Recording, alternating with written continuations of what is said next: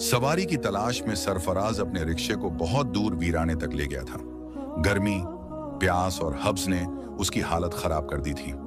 उसकी अम्मा ने रात को बताया था कि घर में राशन खत्म हो रहा है। सिर्फ यही परेशानी नहीं थी, बल्कि 2 महीने से घर का किराया भी नहीं दिया था। यही सब सोचकर वह ज्यादा दूर निकल आया था। शाम ढल चुकी थी, रात होने वाली थी। जब वह वापस जाने का सोच ही रहा था कि उसने 3 नकाबपोश लड़कियों को देखा जो काले बुर्के में दूर से आती दिखी। इस वीराने में कोई घर भी नहीं था, इसलिए उनकी मौजूदगी अजीब लगी। लेकिन उसने सोचा कि शायद वे रास्ता भटक गई हों या सवारी की तलाश में हों। लड़कियों ने आकर कहा, भाई, क्या आप हमें शाह हवेली तक छोड़ सकते हैं? सरफराज ने फौरन हामी भर दी। वह खुश था कि वीराने में एक सवारी मिल गई। हवेली यहां से 2 किलोमीटर की दूरी पर थी। पेट्रोल बस इतना था कि वह वहां तक जा सकता था, लेकिन वापसी मुश्किल होती। उसने सोचा कि किराया मिलने पर पेट्रोल डलवा लेगा। रास्ते में लड़कियां आपस में हंस हंस कर बातें कर रही थीं। वे एक जैसी उम्र और कद की लग रही थीं।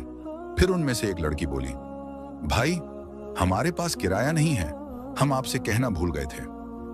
यह सुनकर सरफराज मायूस हुआ, लेकिन उसने जाहिर नहीं किया। उसने कहा, कोई बात नहीं, आप तीनों वीराने में थीं, आपके साथ कुछ भी हो सकता था। मैं आपको वहां छोड़ देता हूं। शाह हवेली पहुंचने पर लड़कियां बिना कुछ कहे रिक्शे से उतर गईं और हवेली में दाखिल हो गईं।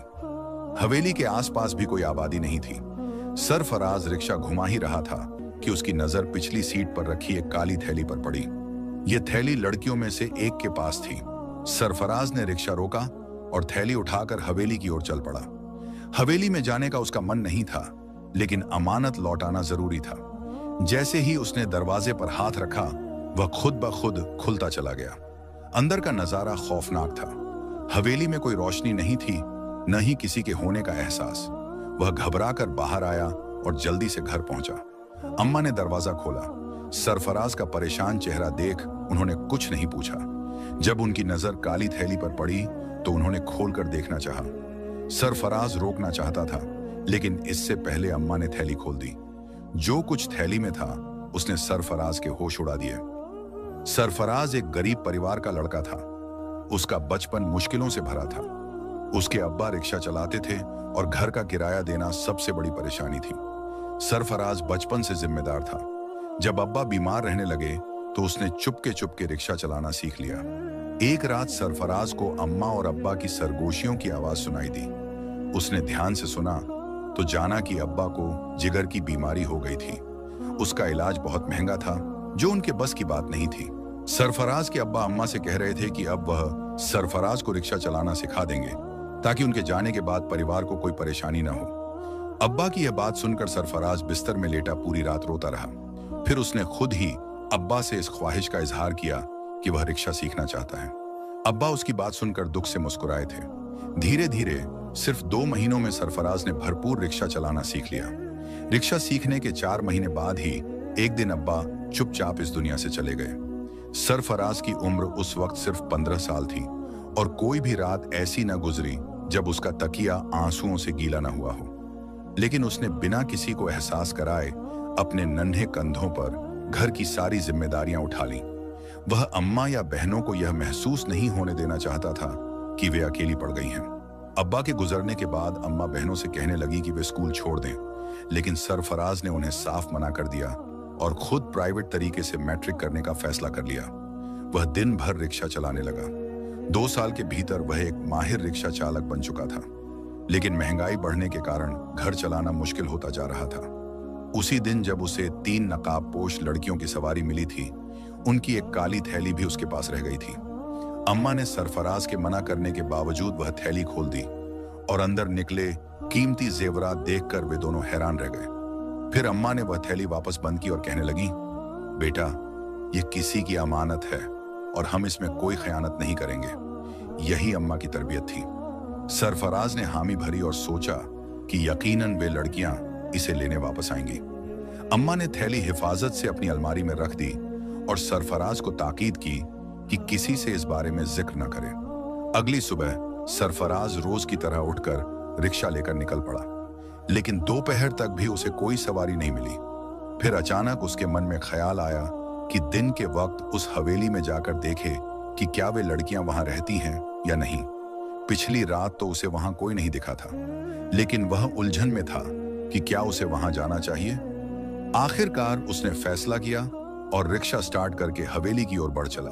हवेली काफी दूर थी, लेकिन वह जानता था कि उस थैली में कीमती जेवरात थे, इसलिए यह उसका फर्ज था कि वह उन्हें लौटाने की कोशिश करे। करीब 1.5 घंटे के सफर के बाद वह हवेली के सामने खड़ा था। आसपास के घर भी वीरान थे। ऐसा लगता था जैसे वहां कोई आता जाता नहीं था। हवेली के लॉन की हालत से भी साफ पता चलता था कि वहां कोई नहीं रहता। लाउंज का दरवाजा भी खुला हुआ था। जैसे ही सरफराज ने कदम बढ़ाए, अचानक उसके कानों में किसी औरत की हंसी की आवाजें आईं। आवाजें हवेली के अंदर से आ रही थीं। शायद वे लड़कियां किसी कमरे में थीं। अब उसे एहसास हुआ कि बिना इजाजत अंदर आना सही नहीं था, लेकिन फिर भी कीमती जेवरात का ख्याल करके वह अंदर चला गया। अंदर का मंजर देखकर वह हैरत में पड़ गया। सारे कमरे बंद पड़े थे, फिर भी हंसी की आवाजें कहां से आ रही थीं। उसने ऊपर की मंजिल की तरफ देखा, जहां और कमरे थे, लेकिन उनके दरवाजे भी बंद थे। तभी अचानक एक बंद कमरे का दरवाजा जोर जोर से खटखटाया जाने लगा। यह देखकर उसके रोंगटे खड़े हो गए। उसे यकीन हो गया कि यहां कोई ऐसी ताकत मौजूद है जो इंसानों को दिखाई नहीं देती। डर से कांपते हुए वह उल्टे पैरों वहां से भागा। जैसे ही वह हवेली से बाहर आया, उसे एक आदमी नजर आया जो वहां से गुजर रहा था। उस आदमी ने सरफराज का पीला पड़ा चेहरा देखकर पूछा, नौजवान, तुम इस भूतिया हवेली में क्या कर रहे थे? ये तो सालों से बंद पड़ी है। लगता है तुम नए हो इस इलाके में, तभी तुम्हें इसका नहीं पता। सरफराज ने खुद को संभाला और कहा, कल रात मैंने यहाँ 3 सवारियों को छोड़ा था। उनका एक सामान मेरे रिक्शे में रह गया था, बस वही लौटाने आया था, लेकिन अंदर कोई नहीं मिला। क्या यह हवेली सच में वीरान है? उस आदमी ने सरफराज को घूरते हुए कहा, इस हवेली में तो पिछले 20 सालों से कोई नहीं रहता। क्या तुम्हें नहीं पता कि इस हवेली में रहने वाला खानदान जिन्नात से परेशान होकर इसे छोड़कर चला गया था? वो लोग आज तक वापस नहीं आए। इस हवेली के बारे में कई तरह की बातें मशहूर हैं।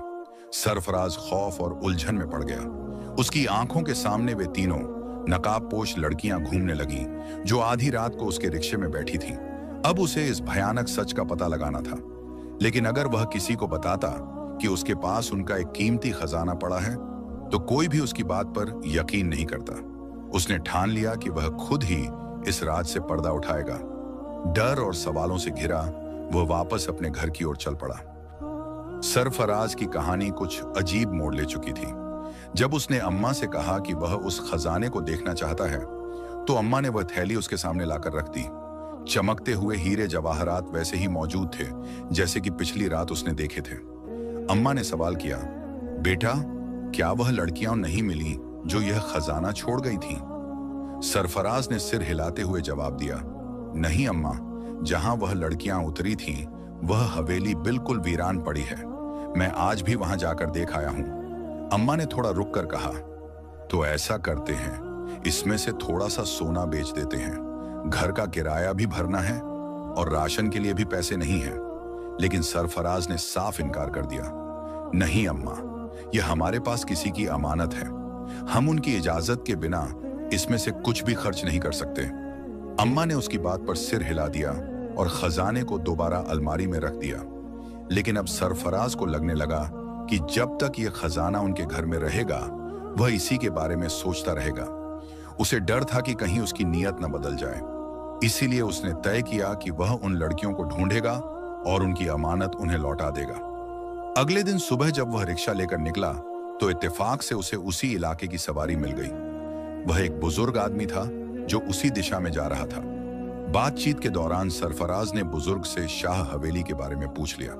बुजुर्ग ने हैरानी से जवाब दिया, बेटा, वह तो 20 साल से खाली पड़ी एक पुरानी हवेली है।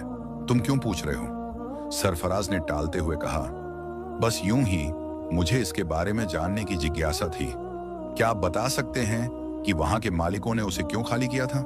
बुजुर्ग ने एक गहरी सांस ली और कहा, आज से 20 साल पहले वहां एक खानदान बसता था। वह लोग बहुत हंसी खुशी रह रहे थे, लेकिन उनका एक नौजवान अफरोज गलत संगत में पड़ गया था। वह जादू टोने वालों के चक्कर में फंस गया और खुद भी यही सब सीखने लगा। एक दिन उसने देखा कि एक पीर जिन्नात को अपने काबू में करने के लिए एक खतरनाक अमल कर रहा है। अफरोज ने सोचा कि अगर यह पीर ऐसा कर सकता है तो मैं क्यों नहीं। उसने हवेली की सबसे ऊपरी मंजिल पर बैठकर वही अमल दोहराना शुरू कर दिया। लगातार 7 रातों तक वह चुपचाप इस काम में लगा रहा। जैसे ही अमल पूरा हुआ, हवेली में अजीब घटनाएं घटने लगीं। तेज आंधी, धूल गर्द का गुब्बार और अजीब अजीब आवाजें आने लगीं। हवेली की चीजें खुद ब खुद हिलने लगीं। अफरोज को यह समझ नहीं आया कि वह क्या कर बैठा था, लेकिन जब उसे पता चला कि उसने एक जिन्नात के सरदार को अपना मुवक्किल बना लिया है, तो उसे लगा कि वह ताकतवर हो गया है। मगर वह यह नहीं जानता था कि जिन्नात कभी किसी इंसान को चैन से नहीं रहने देते। बुजुर्ग थोड़ा रुके और फिर बोले, धीरे धीरे जिन्नातों का पूरा कबीला उस हवेली में बसने लगा। अब हवेली में रहने वाले लोगों के लिए मुसीबतें बढ़ गईं। दिन में तो सब ठीक रहता था, लेकिन रात होते ही चीजें उड़ने लगती, खौफनाक आवाजें गूंजती। हवेली के एक जवान लड़की को अजीब दौरे पड़ने लगे। उसे हर जगह जिन्नात नजर आते और वह खौफ से चीखने लगती। इस पर एक मौलवी साहब को बुलाया गया। उन्होंने बताया कि यह सब अफरोज की गलती का नतीजा है। मौलवी साहब ने कहा कि इन जिन्नातों से निपटना आसान नहीं है। सबसे अच्छा यही होगा कि हवेली के लोग यहां से चले जाएं। मगर अफरोज ने उनकी बात नहीं मानी और अपनी जिद पर अड़ा रहा। कुछ ही दिनों बाद जिन्नातों ने बदला लेना शुरू कर दिया। हवेली के लोगों पर मुसीबतें बढ़ती गईं। आखिरकार एक रात पूरा खानदान हवेली छोड़कर चला गया। तब से यह हवेली वीरान पड़ी है। यहाँ के लोग कहते हैं कि जिन्नात आज भी वहां रहते हैं। रात के वक्त हवेली से अजीब हंसी की आवाजें आती हैं। कई लोगों ने वहां छत पर परछाइयों को चलते हुए देखा है। इसीलिए रात को इस हवेली के पास कोई नहीं जाता। फिर एक मौलवी आया और उसने पूरे हवेली वालों को बताया कि उनके खानदान के किसी फर्द से यह गलती हुई है कि उसने जिन्नात को सताया है।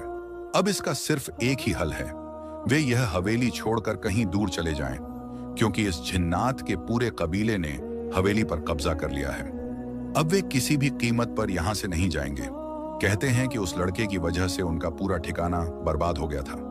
उनकी जिंदगी में भूचाल आ गया था और इसी वजह से वे गुस्से से भरे हुए थे। अब अफरोज बहुत शर्मिंदा था।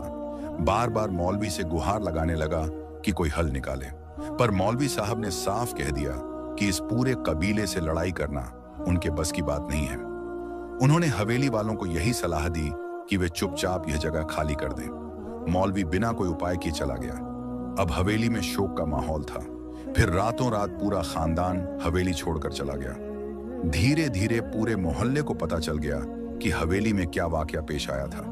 इस खबर के बाद कोई भी मोहल्ले वाला उस हवेली का रुख करने की हिम्मत नहीं करता था। एक बुजुर्ग ने यह सब एक जवान लड़के को बताया, लेकिन फिर बोले, मुझे समझ नहीं आ रहा कि तुम इसके बारे में इतना क्यों पूछ रहे हो। बुजुर्ग की बातों ने उस लड़के को बहुत कुछ सोचने पर मजबूर कर दिया।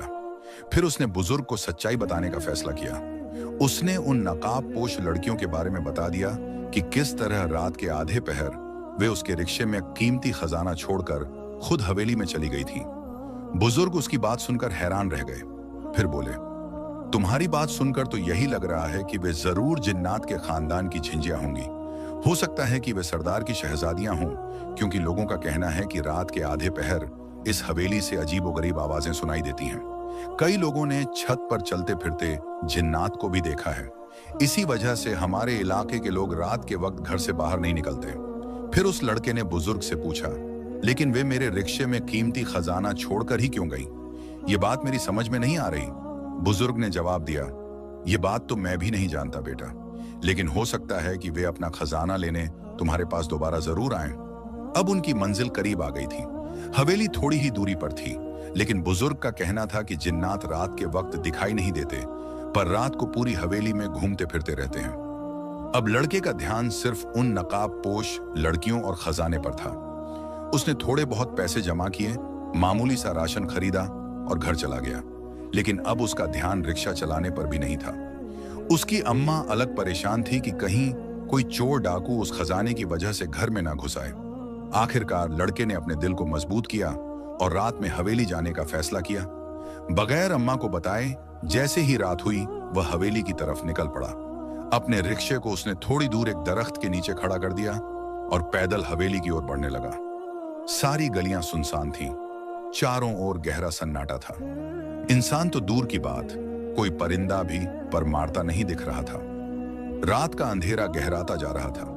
हवाओं में अजीब सी सिहरन थी, जैसे कोई छुपकर सब कुछ देख रहा हो। इंसान तो दूर की बात थी, यहां कोई जानवर तक नजर नहीं आ रहा था। सरफराज के दिल में खौफ तो था, मगर फिर भी वह हिम्मत जुटाकर हवेली के अंदर दाखिल हो गया। हवेली जो दिन में उजड़ी और सुनसान दिखती थी, अब रोशनी से जगमगा रही थी। सरफराज खुद को एक दरख्त के पीछे छुपा चुका था। तभी अचानक हॉल का बड़ा दरवाजा खुला और सरफराज ने एक ऐसा मंजर देखा जिसे देखकर उसका खून जम गया। दरवाजे से 3 खूबसूरत लड़कियां निकली। उनके लंबे सुनहरे बाल थे और उन्होंने रेशमी चोगे पहने हुए थे।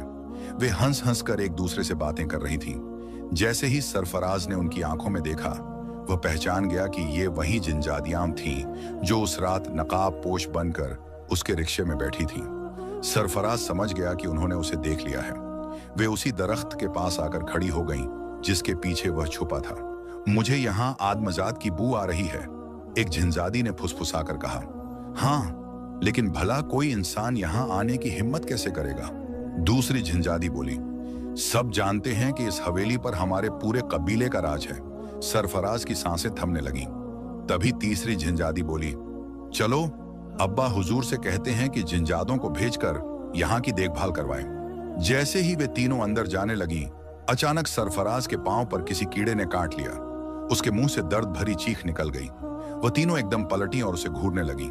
रिक्शे वाले, तुम इस हवेली के अंदर कैसे आए? एक जिनजादी ने पूछा।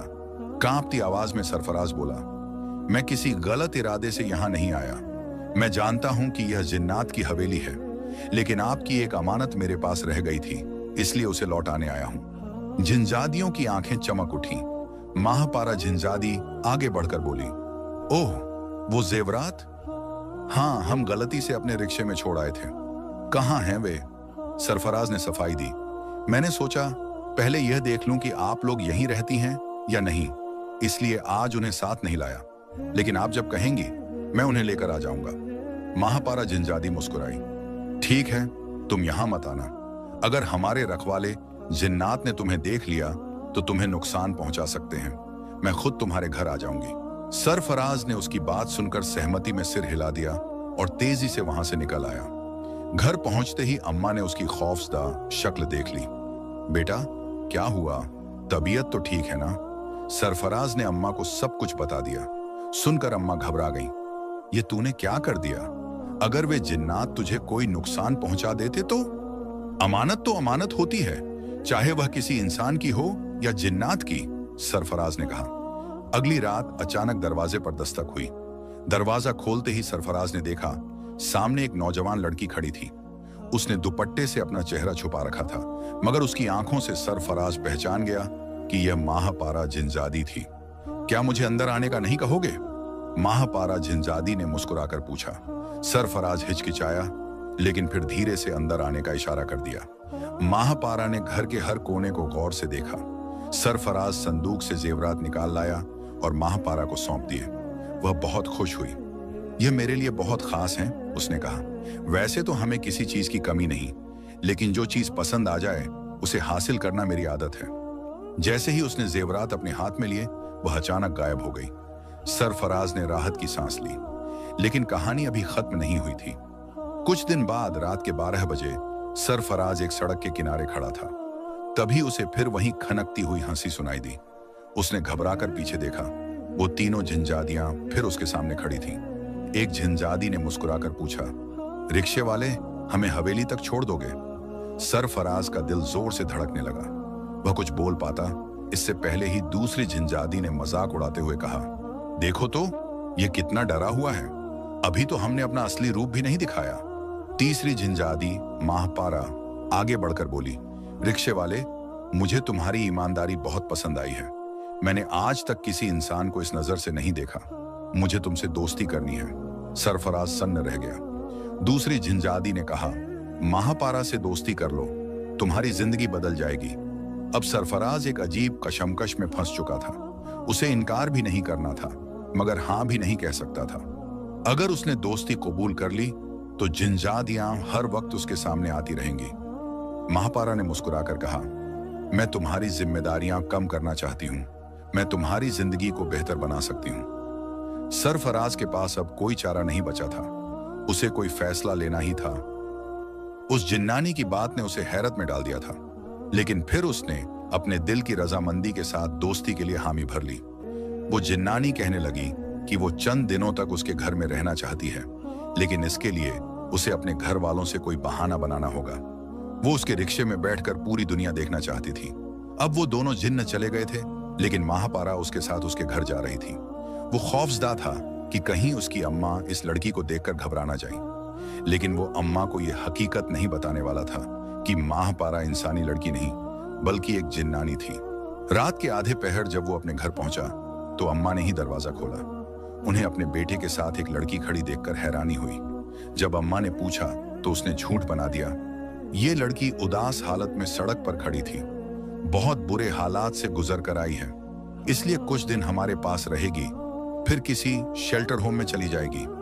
उसकी इस झूठी कहानी पर जिन्नानी ने बड़ी हैरत से उसका चेहरा देखा, लेकिन उसने नजरें चुरा ली।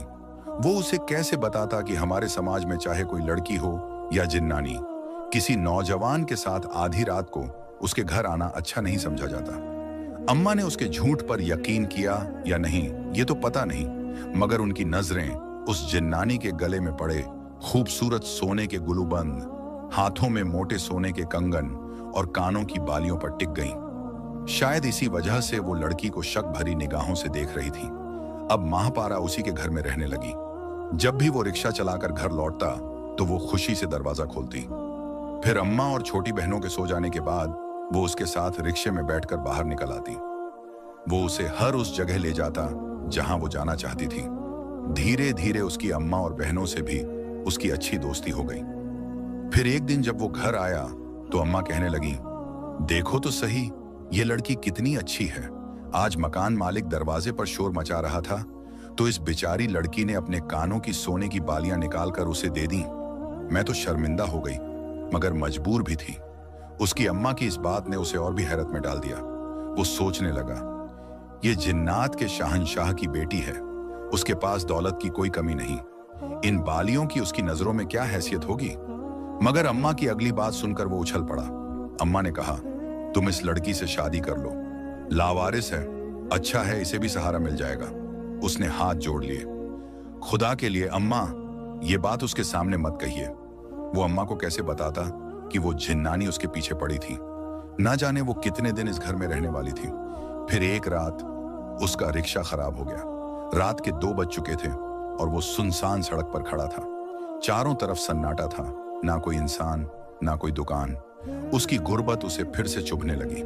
तभी दूर से 2 लंबे चौड़े आदमी आते दिखे। वो सीधे उसकी तरफ बढ़े और बोले, क्या हुआ नौजवान, परेशान लग रहे हो?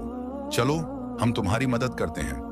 कुछ ही सेकंड में उन्होंने उसका रिक्शा ठीक कर दिया और कहने लगे, हम किसी के कहने पर यहाँ आए हैं। जब वो घर पहुंचा तो महापारा दरवाजे पर उसका इंतजार कर रही थी।